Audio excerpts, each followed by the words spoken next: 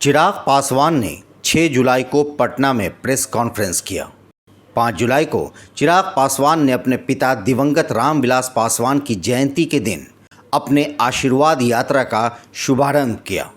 दरअसल लोजपा पर जिस तरह उनके चाचा पशुपति कुमार पारस ने कब्जा जमा लिया है, उसी पर उन्होंने कहा कि तो मेरे पिताजी के विचारों को जिस तरीके से रोनने का काम मेरे चाचा के द्वारा ही किया जा रहा है, उनके द्वारा लिए गए निर्णयों पर आज ये मेरे राष्ट्रीय अध्यक्ष होने के पद को चुनौती दे रहे हैं। तो भैया हमारे नेता अपने रहते रहते मुझे राष्ट्रीय अध्यक्ष की जिम्मेदारी देकर गए थे। आज ये मुझसे सवाल करते हैं कि भाई जाके पूछे चिराग से कि चिराग ने मुझे प्रदेश अध्यक्ष के पद से क्यों हटाया। तो कोई उनसे पूछे ना कि चिराग पासवान ने उन्हें प्रदेश अध्यक्ष के पद से नहीं हटाया। ये अधिकार पूरी तरीके से राष्ट्रीय अध्यक्ष का होता है कि राष्ट्रीय अध्यक्ष किसको प्रदेश अध्यक्ष बनाना चाहता है, किसको प्रदेश अध्यक्ष के पद से हटाना चाहता है। यह अधिकार क्षेत्र राष्ट्रीय अध्यक्ष के पास होता है। और जिस वक्त इनको प्रदेश अध्यक्ष के पद से हटाया गया था, उस वक्त तत्कालीन राष्ट्रीय अध्यक्ष आदरणीय रामविलास पासवान जी थे, ना कि चिराग पासवान। रामविलास पासवान जी अपने रहते हुए इनको प्रदेश अध्यक्ष के पद से हटा कर गए थे। वो अपने रहते हुए प्रिंस राज मेरे भाई को प्रदेश अध्यक्ष की जिम्मेदारी देकर गए थे। और आज एक एक एक एक एक एक करके मेरे पिता के ही फैसलों पर ये सवाल उठा रहे हैं, उन्हीं के ही मार्गदर्शन को ये चुनौती दे रहे हैं, उन्हीं के द्वारा दिखाए गए दिशा निर्देश को चुनौती दे रहे हैं। मेरे पिताजी अपने जीवित रहते हुए इस बात को कहकर गए थे कि हम लोग को अकेले चुनाव लड़ना चाहिए। आज ये कह रहे हैं कि भैया अकेले चुनाव लड़ने का फैसला चिराग पासवान का था।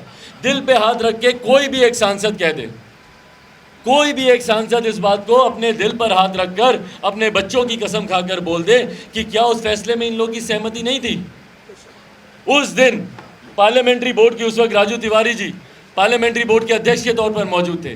तमाम सांसदों के साथ निरंतरता में ये बैठक दिल्ली के कार्यालय में हुई थी और उसमें सारे सांसदों में, और उस वक्त पशुपति कुमार पारस जी वर्चुअली इस बैठक में शामिल हुए थे। कोरोना की वजह से बाहर नहीं निकल रहे थे, वर्चुअली वो शामिल हुए थे। और उस वक्त वर्चुअल माध्यम से उन्होंने कहा था कि चिराग पासवान जी के द्वारा लिए गए फैसले के साथ मैं मजबूती से शामिल हूँ। और अगर ये मजबूती से शामिल नहीं होते तो इनकी वो प्रेस विज्ञप्ति भी आप लोगों के पास होगी। 27 सितंबर को एक प्रेस रिलीज़ मेरे पिताजी के निधन से महज 11 दिन पहले, और ये दौर वो था जब हम लोग बैठकों के दौर से हम लोग इस बात का अंतिम फैसला ले रहे थे कि हम लोग को अकेले चुनाव लड़ना चाहिए। उस वक्त ये प्रेस रिलीज इन्होंने जारी किया था मेरे पिताजी के निधन से 11 दिन पहले 27 सितंबर 2020 को, जिसमें इन्होंने लिखा था कि कुछ लोग ये भ्रम फैला रहे हैं कि पार्टी के सांसद अलग हो रहे हैं, जिसमें इनका भी नाम था।